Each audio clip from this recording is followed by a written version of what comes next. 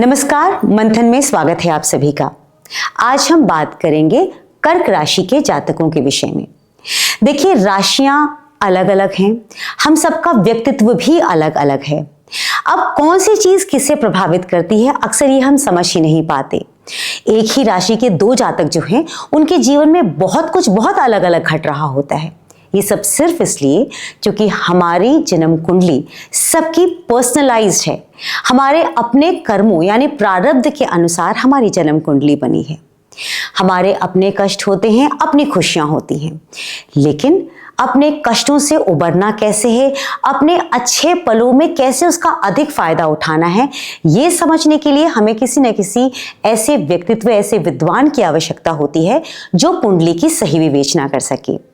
मेरे साथ मौजूद रहते हैं बहुत ही प्रख्यात ज्योतिषाचार्य अमित कुमार जी, जो कि थीटा हीलर भी हैं। आपकी कुंडली की विवेचना करते हुए वो आपको मार्गदर्शन देते हैं।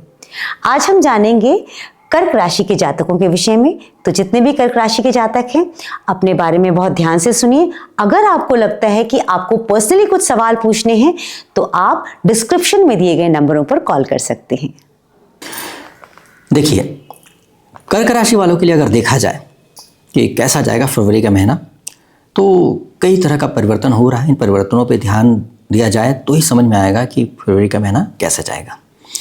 देखिए, फरवरी के महीने में बहुत मेजर चेंजेस आ रहे हैं, और वो भी 4 ग्रह धीरे धीरे करके शिफ्ट होते हुए फाइनली 23 तारीख के बाद तो चारों ग्रह कुंभ राशि में चले जाएंगे, और वो भी राहु भगवान के साथ।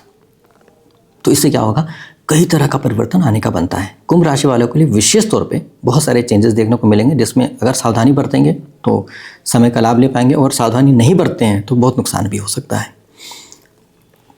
देखिए, आपके लिए बहुत इंपॉर्टेंट है सूर्य भगवान का सही स्थिति में होना, मंगल भगवान का सही स्थिति में होना, साथ साथ आपके शुक्र भगवान का भी सही स्थिति में होना, तो आपके लिए काफ़ी अच्छा रहेगा। और बुध भगवान की स्थिति अच्छी रहेगी तो और भी अच्छा रहेगा।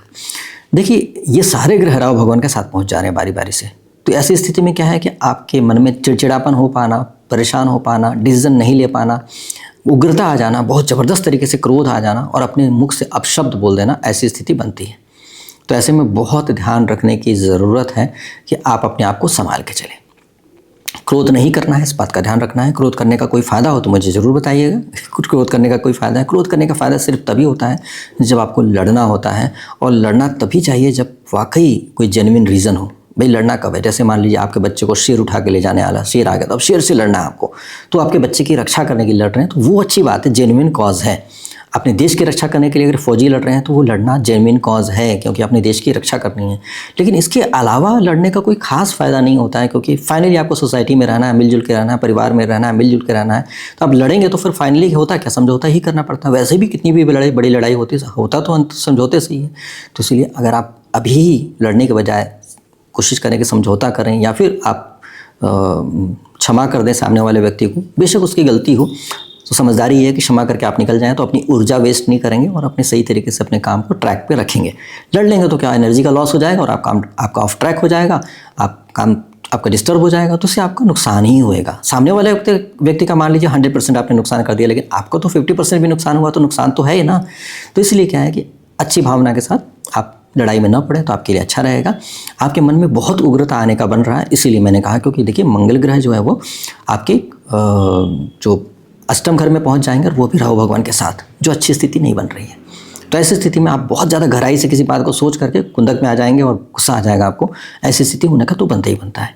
साथ में सूर्य भगवान से अस्त भी होने का बन रहा है। सूर्य भगवान भी बहुत बुरी तरह से पीड़ित दिख रहे हैं, मतलब द्वितीय के लॉर्ड भी पूरी तरह से ग्रसित भी दिख रहे हैं, और ग्रहों को डिस्टर्ब भी कर रहे हैं और खुद भी डिस्टर्ब हो जा रहे हैं। तो एकदम ऐसी स्थिति बन जा रही है जो पूरी तरह से लड़ झगड़ के सारे प्लैनेट आपस में ऐसे उलझ गए हैं कि कहीं से क्लैरिटी नहीं हो पा रही। लास्ट जीवन में स्पष्टता नहीं आएगी कि क्या होना चाहिए, क्या करें। तो आप इतने हाईली कंफ्यूज होंगे कि आपको समझ नहीं आएगा करा क्या जाए। मुख से जो वाणी निकलेगी, वाणी में भी बहुत चिड़चिड़ापन, बहुत अजीब सा होएगा, और हो सकता है कि अपशब्द भी निकल जाए, जिसका अफसोस आपको स्वयं को होगा कि यार क्या है, ऐसा क्यों हो गया। तो इसलिए फरवरी का महीना ऐसा ही रहेगा जिसमें पर ऐसी स्थिति होगी।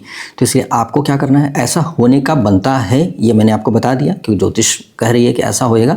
लेकिन आपको करना क्या चाहिए, ये बताने के लिए कि ऐसा हो जाएगा करके मैं खुश हो जाऊं, ऐसा नहीं होता। ज्योतिष का मतलब होता है मुझे बताना है और आपको समझना है, और आपको करना क्या, इस बारे में विचार करना है।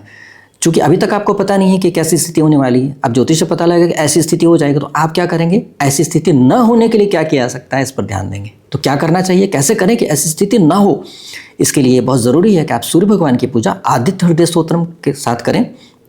ये पाठ करना बहुत ज़रूरी है।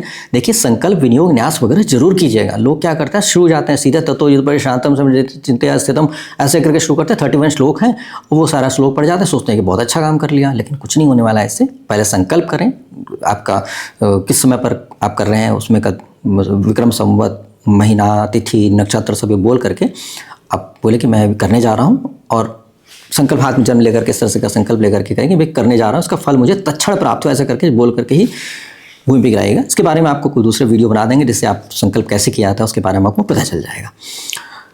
और उसके बाद आप संकल्प लेकर के उसके बाद विनियोग, न्यास वगैरह सब करने के बाद जाप करें, और जाप करने के बाद जल भूमि पर गिरा कर बोलें ओम शक्राय नमः, इंद्राय नमः, उसको माथे से लगा लें। ऐसा करने से आपका फल जो है वो चोरी नहीं होता। इंद्र भगवान चुरा लेते हैं, तो इसलिए वो चोरी नहीं होगा और आपको फल प्राप्त होगा। और भगवान से प्रार्थना जरूर किया करें, कोई भी पूजा करें, ये फल इसका तत्क्षण प्राप्त हो आपको, क्योंकि फल मिलेगा तो जरूर, लेकिन कई बार क्या होता है 10 साल के बाद, 2 साल के बाद, 5 साल के बाद, 1 महीने के बाद आपको फायदा नहीं है। तो आपको अभी फल चाहिए तो तत्क्षण फल प्राप्त हो जाए, ऐसी प्रार्थना जरूर कर लीजिएगा। उसके बाद आप पाठ कीजिएगा। अब इस महीने क्या विशेष ध्यान रखना है सूर्य भगवान की पूजा में। पिछले महीने आपको कहा था कि आप मंत्रोच्चार करके पूजा मत कीजिए या जल में चढ़ाई, क्योंकि बहुत ज़्यादा एक्सट्रीमली पावरफुल थी और ऊर्जा उनकी बढ़ाना आप झेल नहीं पाते। लेकिन अभी सूर्य भगवान की ऊर्जा क्षीण होने का बन रहा है, क्योंकि राहु भगवान के साथ हो जा रहे हैं। तो ऐसी स्थिति में क्या करना चाहिए, ऐसी स्थिति में चाहिए आपको कि सूर्य भगवान की पूजा मंत्रों के साथ भी कर सकते हैं और सूर्य भगवान को जल भी चढ़ा सकते हैं। देखिए, तांबे के लोटे से आपको जल चढ़ाना है, दोनों फिंगर का इस्तेमाल नहीं करना है, इन दोनों फिंगर का इस्तेमाल नहीं करना है। इस तरह से 3 फिंगर, दोनों हाथ के तीनों फिंगर का इस्तेमाल करते हुए आप जल चढ़ा सकते हैं तांबे के लोटे से। और उसमें क्या, रक्त चंदन, रक्त पुष्प, गंगा जल, देशी खांड जो होता है, शक्कर जो होता है, वो ये सब चढ़ा करके ही आप करेंगे तो बहुत अच्छा रहेगा। तो इस तरह से करके आप इन चीज़ों को मिलाकर, रक्त चंदन मतलब लाल चंदन, रक्त पुष्प मतलब गुलाब की पंखुड़ी, देशी गुलाब हो तो बढ़िया है, और गंगा जल। और गंगा जल बहुत ज़्यादा नहीं है तो आप क्या करेंगे, थोड़ा सा जल पहले लोटे में डालें, उसके बाद बाकी जल डालें, तो बहुत अच्छे से आपका बाकी जल भी गंगा जल बन जाएगा। लोग क्या करते हैं, जल में गंगा जल डालते हैं, वो ऐसा नहीं करना चाहिए, उससे गंगा जल ही दूषित हो जाता है। गंगा जल का अपना मान होता है, उनकी मर्यादा होती है, तो उसको पहले लोटे में डालें, उसके बाद प्रार्थना करते हुए डालें, हे गंगा मैया, मैं बाकी भी जल डाल रहा हूँ और भी जल रहा हूँ, कृपा करके इनको भी अपने जैसा गंगा जल ही बना दें। ऐसे करके प्रार्थना करते हुए थोड़ा थोड़ा डालते जाएंगे तो भर जाएगा, वो सारा गंगा जल हो जाएगा। ऐसी कृपा हो जाएगी गंगा मैया की, और इस तरह से आपको गंगा जल प्राप्त हो जाएगा। तो ऐसे करके अगर आप जल चढ़ाएंगे, और विशेष बात का ध्यान रखें कि पैरों पर छींटे नहीं पड़ने चाहिए जल का, तो उसके लिए गमला ले आए, गमला के अंदर रेत डालें, रेत डाल करके उसमें जल डालेंगे सूर्य भगवान को चढ़ाते हुए, तो बहुत अच्छा रहेगा। तो इस तरह से करके आप सूर्य भगवान को बलवान करें। आपके आसपास साउथ इंडियन टेम्पल है अगर, तो वहाँ जाकर नवग्रह में जाकर के आप सूर्य भगवान की अर्चना करवाएं, अष्टोत्तर शतनाम अर्चना करवाएं, और साथ साथ राहु भगवान की अर्चना कराएंगे। 3-3 परिक्रमा एक एक ग्रह के लिए करेंगे, तो उससे आपके लिए काफ़ी अच्छे रिजल्ट्स आएंगे। लेकिन ये सब करने के बाद सीधे घर आएँ। घर में पूजा राहु भगवान की न करें तो अच्छा रहेगा, क्योंकि अगर आप करेंगे तो आप विसर्जन करना आपको आता नहीं होगा, तो आपको दिक्कत हो जाएगी। इसलिए आप मंदिर में ही जाके करके आ जाएं तो बहुत अच्छा रहेगा, क्योंकि यहाँ पर राहु भगवान से कष्ट प्राप्त हो रहा है आपको, और कष्ट प्राप्त हो रहा है तो ऐसे में राहु भगवान अगर आप घर में उनको बुलाते हैं, उसके बाद फिर विसर्जन नहीं कर पाते हो, तो आपको मुसीबत भी आ सकती है। पता चला कष्ट में और भी कष्ट बढ़ जाएगा, तो इसलिए सावधानी बरत के चलें।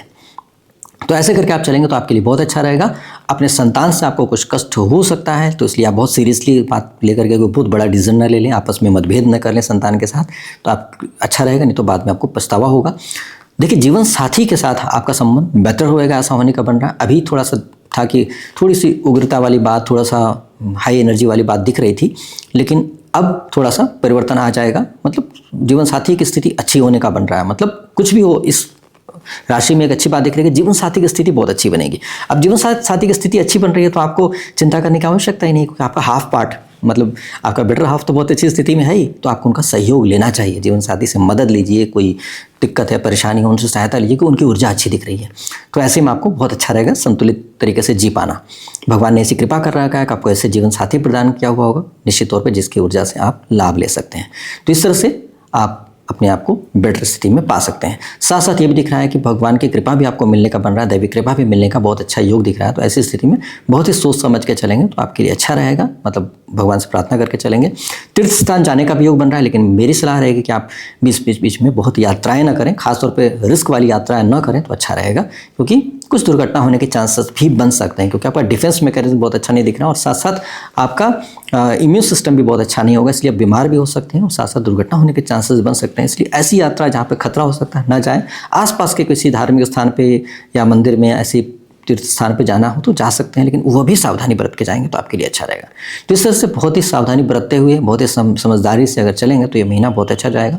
हाँ, इस बात का ध्यान रखें कि आप कर्ज लेने से बचने की कोशिश करें तो अच्छा रहेगा। कर्ज लेने के चांसेस बन सकते हैं, लेकिन कर्ज मिल भी जाएगा, आप कर्ज देने के लिए तैयार भी हो जाएंगे, लेकिन ऐसी स्थिति में कर्ज लेकर के आप न फंसें, कोशिश करें कि संभल के चलें तो अच्छा रहेगा। बिना कर्ज लिए अगर काम चल जाए तो बढ़िया रहेगा, क्योंकि स्थिति आपकी बेटर हो जाएगी, कर्ज लेने की आवश्यकता ही नहीं होगी, बस इस महीने आपको संभालने की आवश्यकता है। इस तरह से आप चाहें तो अपने जीवन को बेटर कर सकते हैं, संतुलित कर सकते हैं और आगे बढ़ने की कोशिश कर सकते हैं। आपका व्यवसाय अच्छे से जा सकता है, क्योंकि मंगल ग्रह जो है वो अष्टम में तो पहुंच जा रहे हैं, लेकिन अच्छी स्थिति है। अच्छी बात यह है कि उनकी दृष्टि जो पड़ रही है वो कम से कम एकादश घर में भी पड़ रही है और साथ साथ आपके तृतीय घर में भी पड़ रही है, तो बहादुरी तो आपको देंगे और आपको हिम्मत देंगे कि आप कर पाएँ। साथ साथ ये भी दिख रही है स्थिति कि दशम और एकादश एक साथ हो जा रहे हैं, मतलब मंगल शुक्र साथ हो जा रहे हैं, अष्टम में हो रहे हैं लेकिन साथ तो हो जा रहे हैं, तो इसलिए क्या है कि व्यवसाय के साथ धन की प्राप्ति का तो योग बन जा रहा है। तो एक अच्छी बात बन रही है कि धन की प्राप्ति हाथ में तो नहीं आ पाएगी, लेकिन इनकम खड़ी हो जाएगी। मतलब होता है कि आपने कोई काम कर लिया, पेमेंट ड्यू हो गया, अब पेमेंट मिली नहीं आपको, ऐसी स्थिति बन जाएगी, तो वो भी अच्छी बात है, एटलीस्ट कमाई तो हो रही है, ऐसी स्थिति बन जाएगी, इसलिए उसकी चिंता करने की आवश्यकता नहीं। लेकिन कार्यक्षेत्र में कुछ उलझने परेशानियां आ सकती हैं, तो इसलिए आपको बहुत ही सावधानी बरत के चलने की ज़रूरत है, क्योंकि यहाँ पर शुक्र भगवान जो है वो आपको काफ़ी अच्छे तरीके से मंगल भगवान के साथ ट्यून हो जा रहे हैं, तो ये अपने आप में अच्छी बात बनती है। साथ साथ मंगल ग्रह जो है वो धनिष्ठा नक्षत्र में 15 फरवरी से शुरू हो जाएंगे, मतलब गमन हो जाएगा इनका, तो इसलिए ऐसी स्थिति में क्या होगा, इनका जब अपने नक्षत्र में ही पहुंच जाएंगे तो मंगल ग्रह मजबूत हो जाएंगे। ठीक है, अष्टम में बैठे हैं लेकिन अपने ही नक्षत्र में तो बैठे हुए हैं ना, उनके स्वामी भी मंगल ही हैं धनिष्ठा नक्षत्र के, तो इस तरह से क्या होगा कि आपका व्यवसाय एटलीस्ट चलेगा तो अच्छे से, इसमें बहुत दिक्कत नहीं आएगी। थोड़ी सी अनसर्टेनिटी रहेगी, थोड़ी सी परेशानी रहेगी, उलझने रहेंगी, राहु भगवान के साथ में मंगल परेशानियां तो देंगे लेकिन चलाएंगे ज़रूर, तो इसलिए आपको बहुत घबराने की ज़रूरत नहीं है। आप चिंता न करें, परेशान हो, सावधानी बरत करके चलें तो आपके लिए काफ़ी अच्छा रहेगा और समय का सदुपयोग आप करके फरवरी के महीने को संतुलित तरीके से जी पाएंगे। मेरी शुभकामनाएं स्वीकार करें। अगली राशि में हम फिर मिलेंगे, तब तक मुझे दीजिए इजाज़त। नमस्कार।